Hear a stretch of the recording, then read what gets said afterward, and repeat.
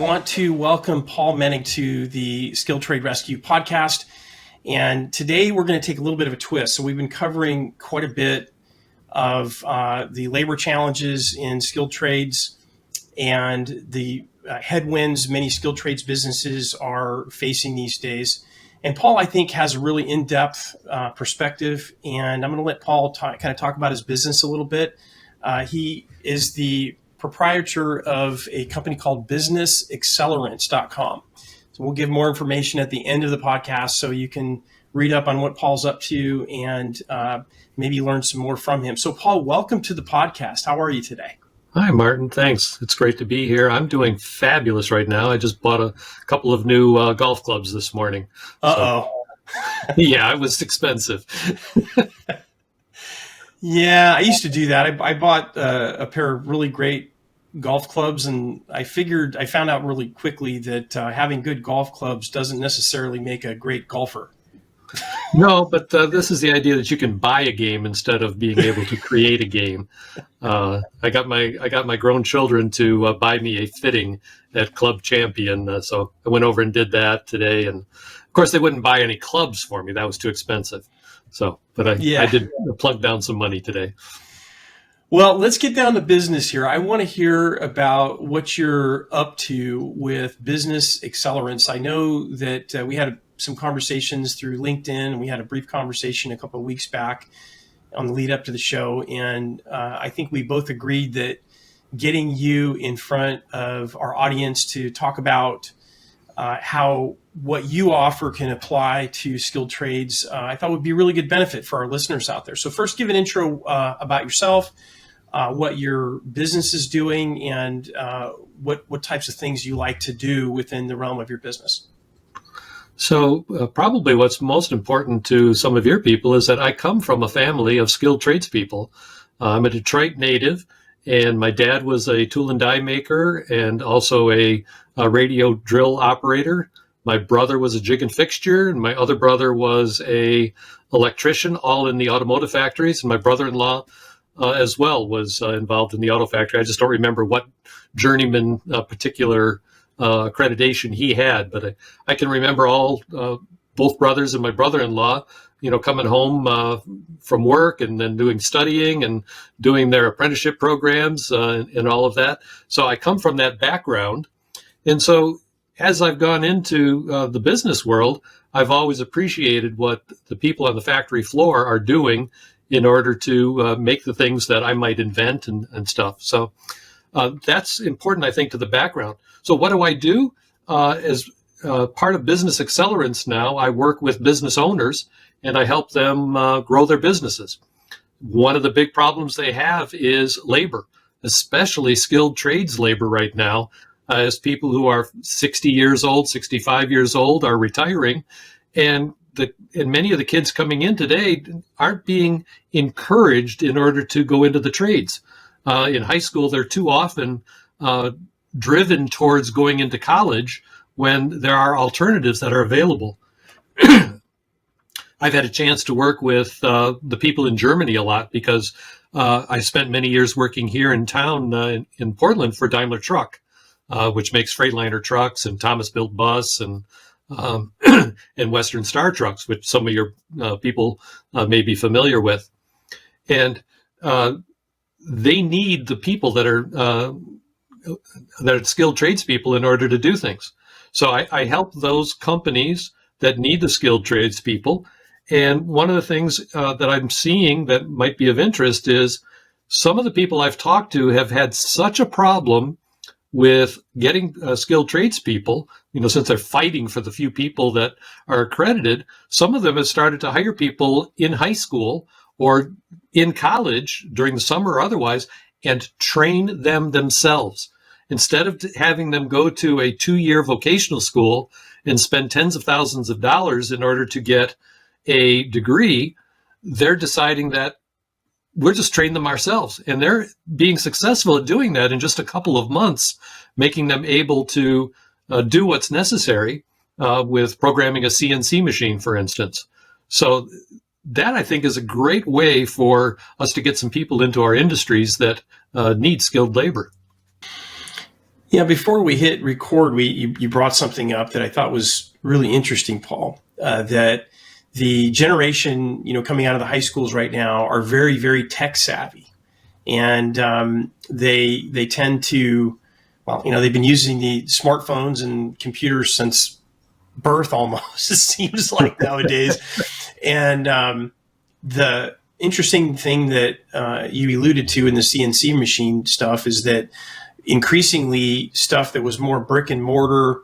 I'm talking about in my world, the HVAC business, the integration of microelectronics has really taken off in the last decade. For years and years when I first got started in it, you see little bits and pieces of PC boards coming into furnaces and things like that. Now, most of these industrial buildings are, mainly controlled by automation, and there's a whole industry out there of stuff that I think would be perfect for a lot of these tech savvy young folks that are men and women coming out of the high schools. What do you think about that?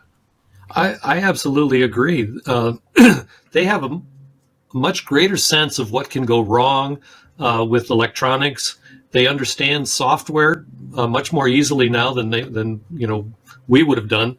I go back long enough to something called assembly language, and nobody would even bother to learn that today because we do things differently. I was around for the start of robotic automation, for instance. And today, if I'm working in a factory and I need to teach a robot to do something, all I do is move it through its paces and be able to tell it what to do. Mm-hmm. I might have a camera that's also attached to it to identify something. And so much of the software is already developed for them. It's much like just playing a video game and saying, okay, I want to go over here and I want to identify this magic wand or something. And then when I see that, I want to grab it and then move it over here. So people in high school and even junior high now have a tremendous training in the logic of how to do things that I don't think we saw when you and I were younger. Mm-hmm. Yeah, that's for sure.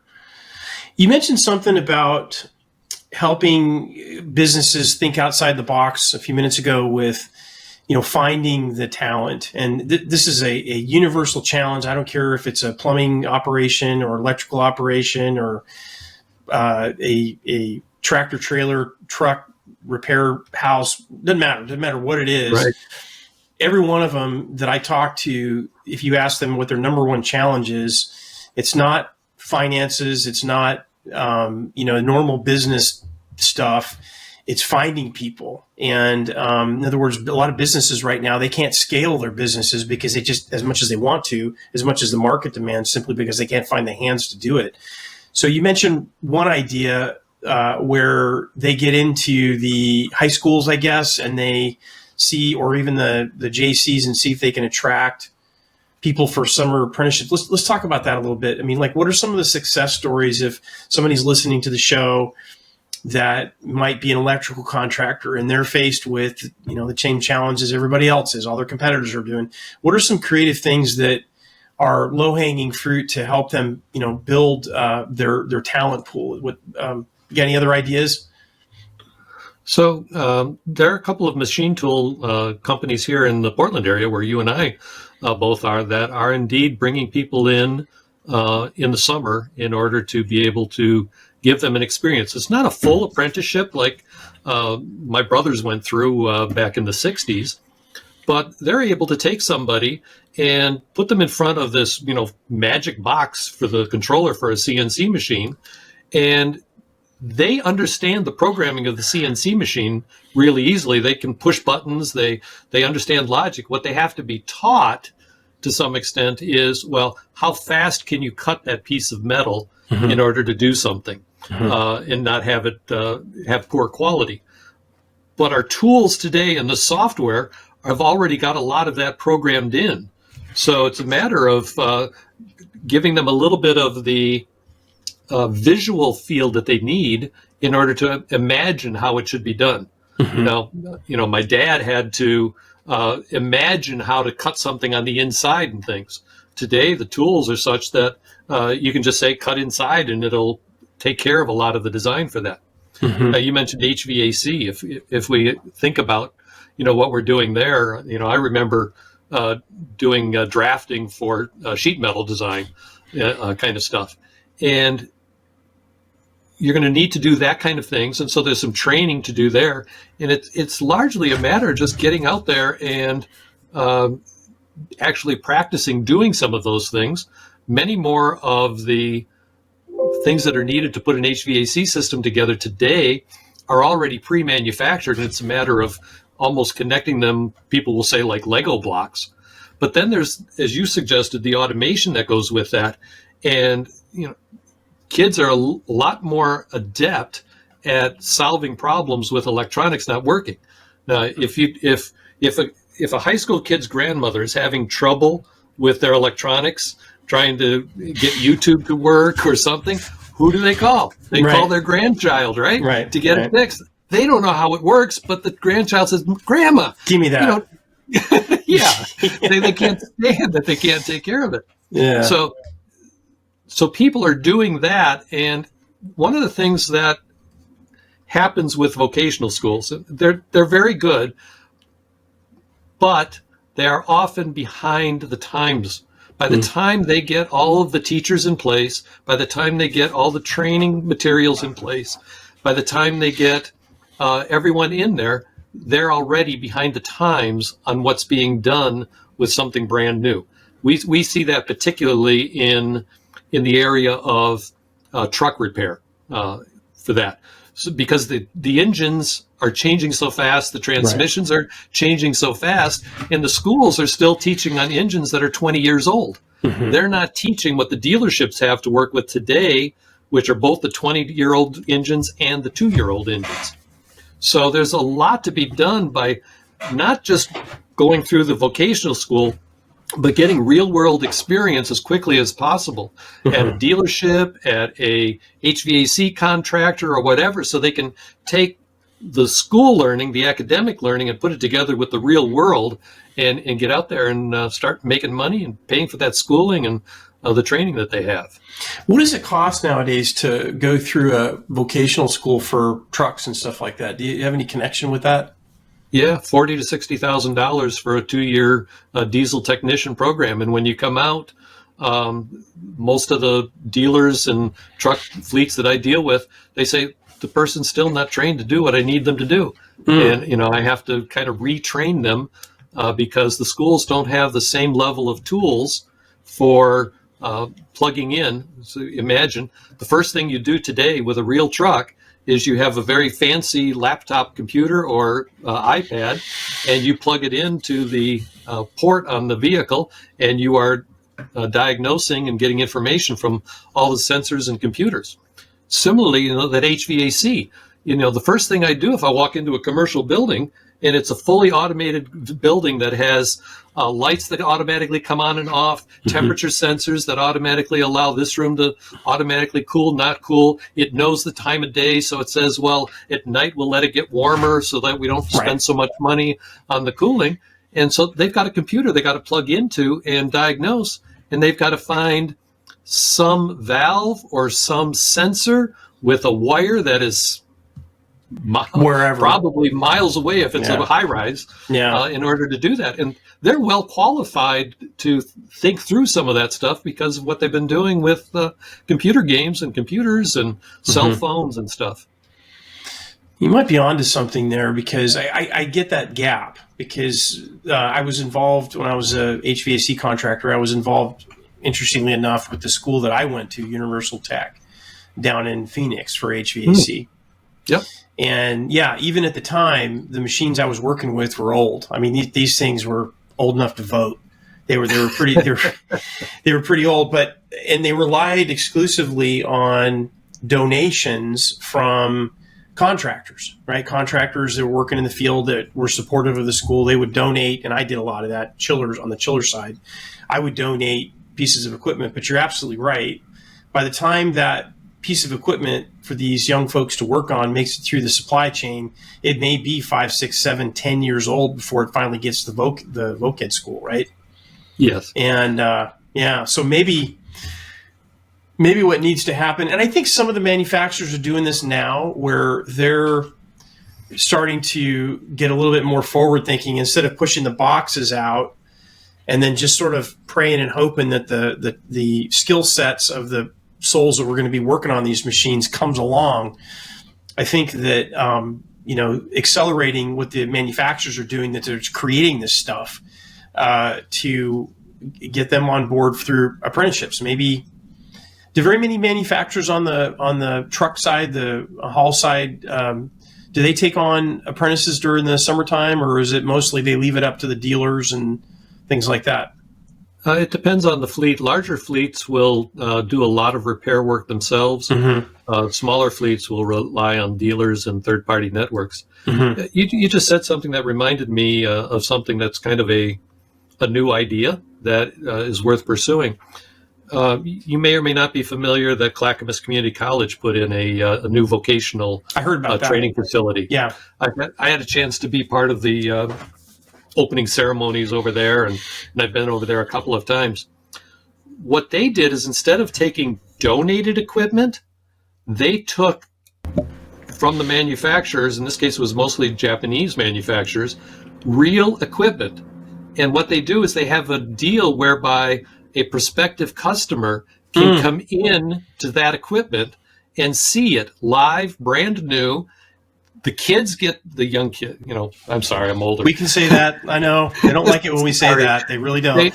They get trained on the brand new equipment, and then the company is able to sell that piece of equipment, move it out to a customer, and replace it with a new demo piece of brand new equipment on the floor. So it's kind of they've got a free showroom for the equipment to be trained on by the students.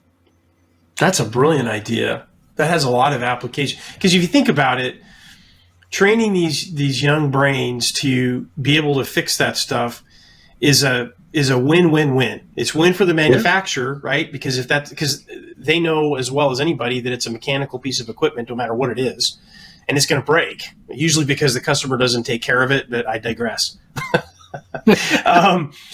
So it's a win for the manufacturer, and then it's a win for the technician that's learning how to work on it. That's a future, income stream, career stream for them. And it's definitely a win for the contractor, the company that is employing these young folks to go out and fix this stuff, because they have an opportunity to grow their business. That's a win-win-win. Yeah. Absolutely. Wow. So that's a new concept that I hadn't seen before that impressed me. Yeah. Yeah, that's really interesting. Let's go into more about what you're doing these days with your business. So what I think, I need to get tuned up on this. So what you're doing with your business model, Paul, is you're working with existing companies that sort of want to take their businesses to the next level, right? That's kind of what you're doing right now. Talk about that a little bit. Like, what's your best target customer, and some success stories that you've been able to accomplish through your efforts right now. So, in one part of my business, I focus on companies from let's say $5 million annually in sales to a couple $100 million in sales. They'll be privately owned companies. They're typically going to be anywhere from 15 or 20 employees up to as many as 200, 250 employees. Some of those would be, in that category would be some of the larger commercial HVAC servicing companies. So for, somebody who has got a contract with Intel to keep everything running over there, they're going to be, pretty sizable and have a large number of people. They're going to have people over at Intel full time. And that's a company that I know of one in particular that I've worked with. So that kind of company has a variety of issues that might be associated with it. Mm-hmm. One is it needs to grow, and the owner hasn't necessarily been always a business person. Mm. And so they need help on the business side of the things in order to do something. Another issue that they might have is the older person is retiring and he wants to sell the business to somebody. So you get involved in trying to identify the value of the business so that the person buying it can pay a reasonable price, get a loan for it. How are they going to finance it? You might have a situation where there are partners in a company, and you have to determine how do you take the business from one partner and sell more of it to the other partner. Too often the businesses don't have what's called a buy-sell agreement that is buried in their bylaws or their incorporated documents that says, well, how can they sell it? Mm-hmm. Another thing that can happen, that has happened, is the person who knows the business dies, and the wife is left with the business. Okay, now what happens? Occasionally, the spouse does rise up to the occasion and is able to run the business by relying on the people that are in the business who know the technical sides of things, and the spouse will take over and become more of a coach for the business. I've seen that done successfully. But the other alternative is that they ends up selling it. Some owners want to make a ESOP out of their business, employee stock ownership program, and that's a way of having the company sold over time to the employees, and it actually becomes their retirement plan. So there's some special legal requirements that you have to have in place with annually reviewing the value of the company, and that takes employees really stepping up to understanding everything about a business, not just the technical side of, I need this fitting and I need, I got to have this, if I'm putting in a new furnace or an air conditioner, I have to have this capability, this performance out of it for this size. Now they got to start thinking in terms of payroll and taxes and a lot of other things.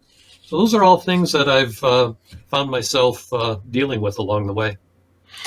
Yeah, when I was in the contracting business, I learned that there's plateaus in your business. I started out just me and one truck, and then it grew and grew and grew. And in HVAC, when you get up to about $500,000, you're making great money because your administrative costs are under control. It's still manageable. But when you get into the millions, things change because your overhead structure, and man, I'll tell you, I felt out of control more often than not because I just didn't have the management structure, if you will, and it was mostly about me. I had some amazing people, gifted people working with me, but it was tough. It was really tough. So do you take on more of a mentor role, or do you come in and help companies add structure to their operation? As I'm moving forward right now, the major thing that I'm focusing on is offering a service that's called peer-to-peer services. Mm-hmm. And what that is imagine taking CEOs of several businesses, say 6 to 12 CEOs, and putting them together on a regular basis to learn and become each other's support system. So in a typical half-day meeting, we would cover, say, one of the companies giving an overview of where they're at, some issues they're dealing with, and having the other members learn about that and offer some suggestions of what can be done. And then another big portion of each of those monthly meetings is the business owners bringing some specific problem they're having. Let's say they're really having problems acquiring a certain part from a certain manufacturer for whatever reason. I just happened to talk to the head of supply chain for Daimler Trucks before this, and they still have supply chain issues. Another might be that a particular owner has a really good employee, but he's not really working out. He's causing disruption with everyone else in the organization. What do I do about that? Now, if he came up through the ranks of being a tradesman himself, he may not have had any kind of specific training or experience with dealing with that kind of a difficult person and having what are called difficult conversations. So he may need some help. And another contractor may have had that exact problem and solved it 3 years ago. Right. And so he can help provide guidance. So you try to get to where that group of 6 to 12 people become a team of trusted resources to each other. And I just become the coach who's, helping them do that for themselves.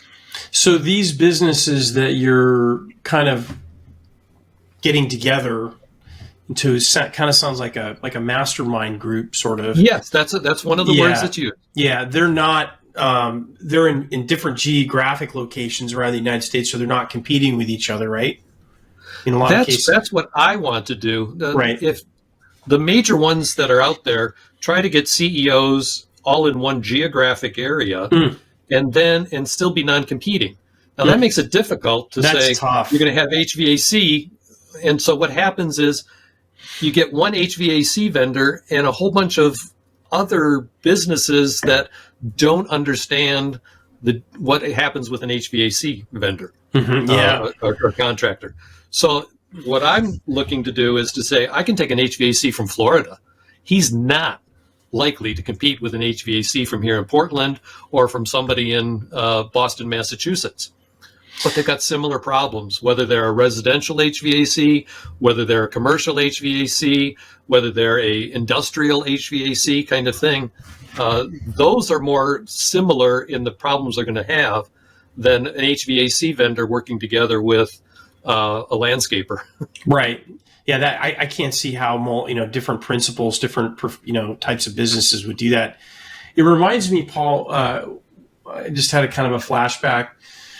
Back in the mid '90s, there was an organization called Air Conditioning Contractors of America. They're still around, and most of their membership was residential contractors, some like commercials, and they had a program called MIX, Management Informational Exchange.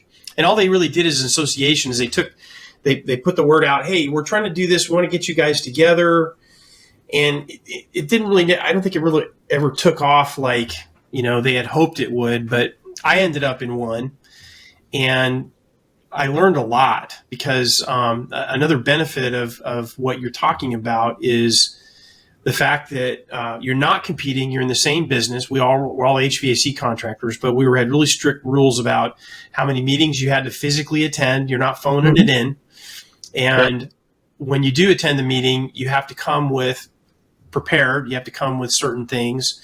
We were really big on financials. We had to share all of our financials. Pulling the covers on the whole operation.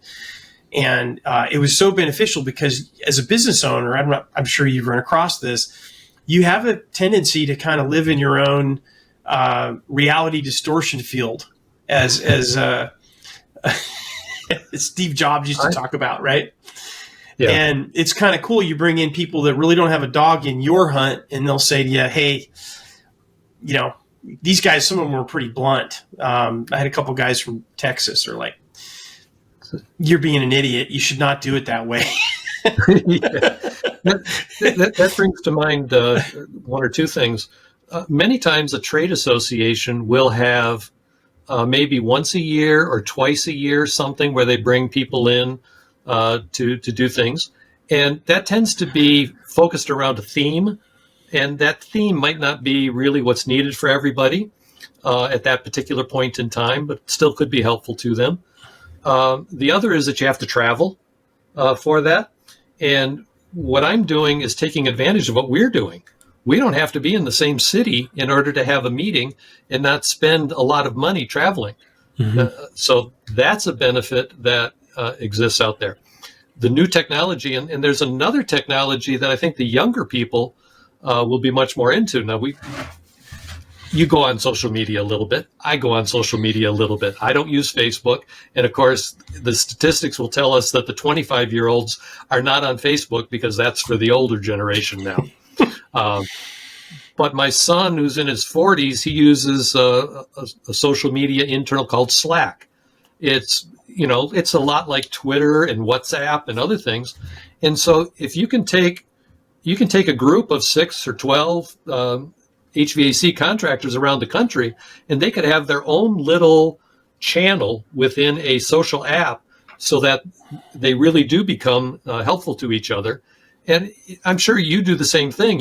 You want to know whether this is a good product or not a good product. You go and you look at Yelp reviews, and you have to bias it a little bit because the people who really are happy are probably not the ones, going out to Yelp and giving reviews. But if you can get to where those contractors across the country are using that kind of technology, now that takes away the 3-hour time zone difference we have across the country.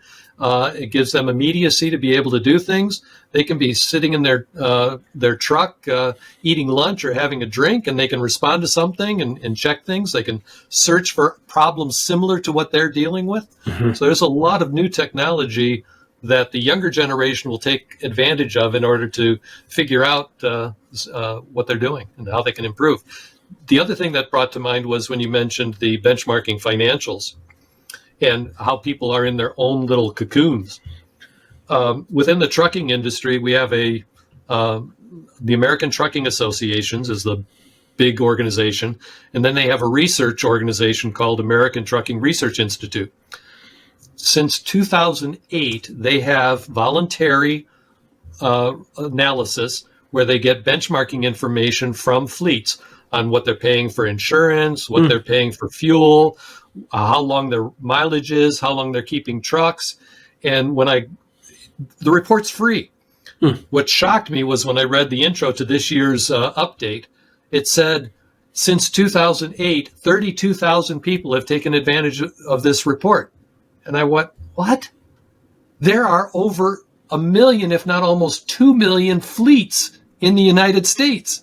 How could only 2,000 a year look at this report? It's terrible. Yeah, that's a really good segue into. You could not have set that up better. So I'm challenged with something similar to that in big picture skilled trades, and what I've been wrestling with is to make that connection to get through the noise. Just like we've got this amazing free thing, this report out for these organizations, and they're not taking advantage of it. And one of the things that Mike Rowe, he's been really pushing, he has a scholarship program for skilled trade people.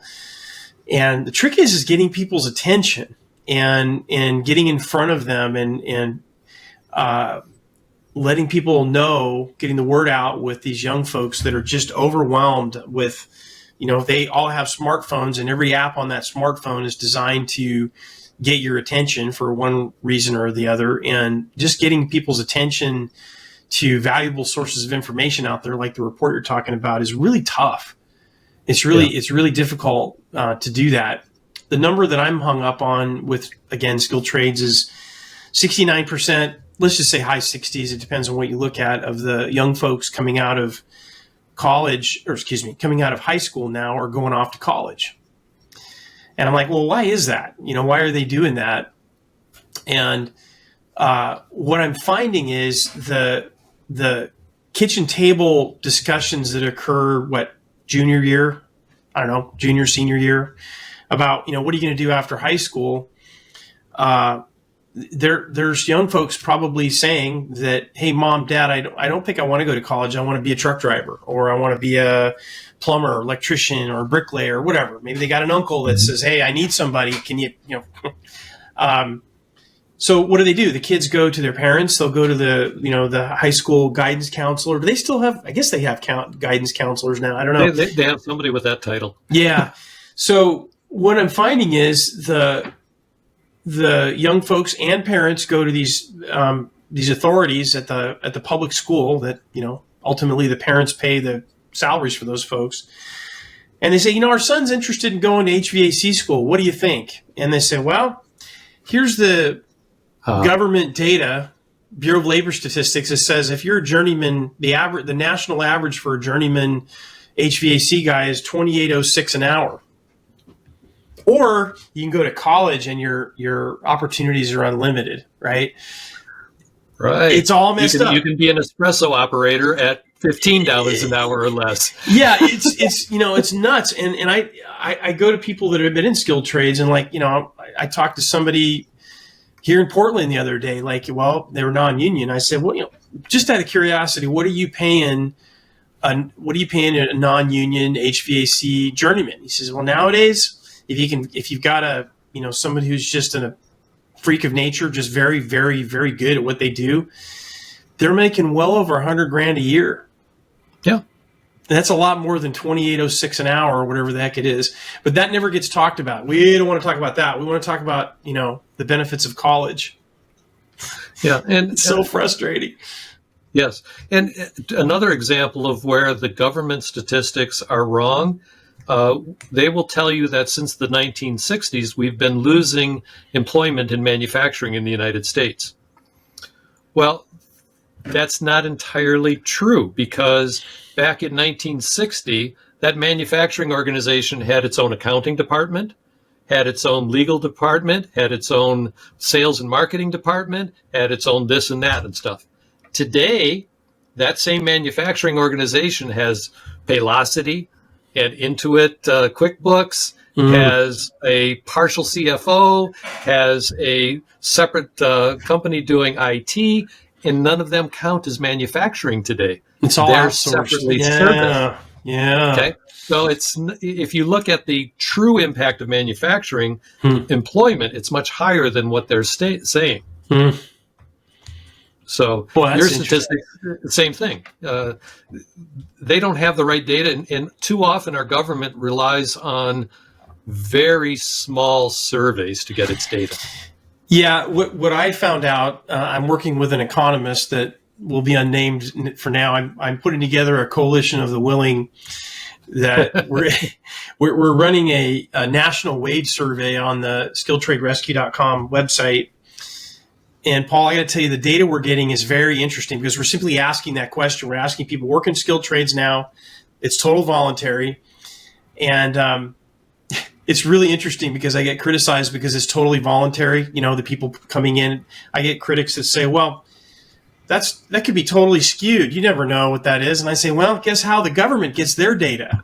Yeah. Right? BLS, they'll send out surveys to, millions of surveys every year.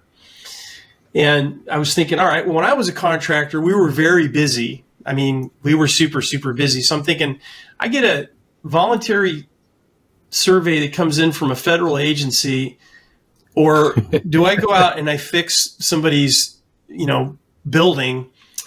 I'm going to go for B. So yeah, you bet. So the survey ends up in the circular file. And so the ones that do fill it out, what are they? Well, they got a lot of time to sit around, right? So you never know what they're going to put down. Anyway, all that stuff goes into a big mashup, and they spew out these numbers, and it's just not right. Yeah, and that's why I find the trade association data to be more reliable, because they will, as part of joining the trade association, sign up to maybe doing a response. There's still biases. There's still I've got time to fill it out. I don't have time to fill it out. Who's filling it out? But to me, it's better data than you get from some other sources. So I applaud what you're trying to accomplish. It's a good deal. Sometimes I feel like I'm just banging my head up against the wall. Seriously. Not literally, you're not, it's just like, I don't know what to do. It's so frustrating. Yeah.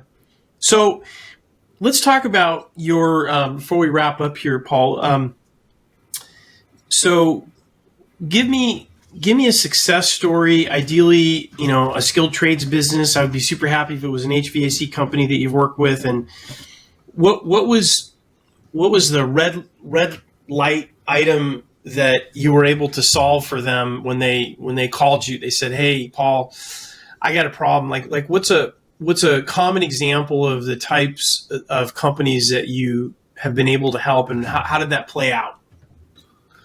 In the last 4 years, the biggest example would be pricing. People went, we had a very low inflation rate for a decade, and everybody just kept eating any price increases that they had. 1%, 2% a year. Okay, we'll knuckle down and do it. Then occasionally the government would say, okay, we're going to increase the minimum wage. And so that was a hit on them and what they could do. or we're going to change the medical benefits, and so now you have some extra taxes for that and stuff. And they tended to just eat it, and everybody was competing for the lowest thing. And then some people finally had to be awakened and say, you can't do that. Mm-hmm. You've got to raise your prices. And, they were always afraid to do it because, well, so-and-so is charging this and we're going to lose business. And I don't know of a situation where it was a good contractor who didn't raise prices and didn't get it because the people said, we can trust you. You get it done. You get it done right. We'll pay, we understand that things have changed. And so there have been huge price increases mm-hmm. that have been necessary for people. And that's been the biggest thing, I'd say. Another would be the retirements. I'm thinking in particular, I didn't work with this company, but I talked with them and they did a wonderful job on the sales and marketing side. I think the name is Reitman out of Tualatin. Mm-hmm. They're the ones that, as I recall, are doing a lot of service for the Intel plants. And they got like 20 trucks now, all decked out with their logo and stuff on it. And it was also a change in ownership that was going on. So they've done a wonderful job of growing that company and taking it from one owner to another owner and creating a marketing blitz out there in a small way with, the business cards and the wraps probably on their mm-hmm. their vehicles and things. So those would be a couple examples of things that I've seen. And before we go, I mentioned, what I do on my side. There's also another organization I'm associated with called SCORE. Yeah. And if you're an organization, a contractor who's in that $0 to $1 million or $2 million size, that's a great organization to get some advice on all of the business things mm-hmm. That are going on and how you can get some help there. They've got some really low-cost webinars, $15 mm-hmm. That you can attend that'll tell you about SEO for your website and help you with finances and a variety of other things. And so I'd encourage a lot of your listeners to think if they need some help, explore SCORE. It's existing in all of the states. What does SCORE stand for again? Society?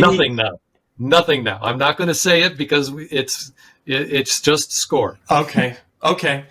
Yeah, I actually, you brought that, you brought back a... Here's a little card that I have for my work with that. Yeah. And, helping people with their dream and, let's see, it's, I can't read it. I'm sorry.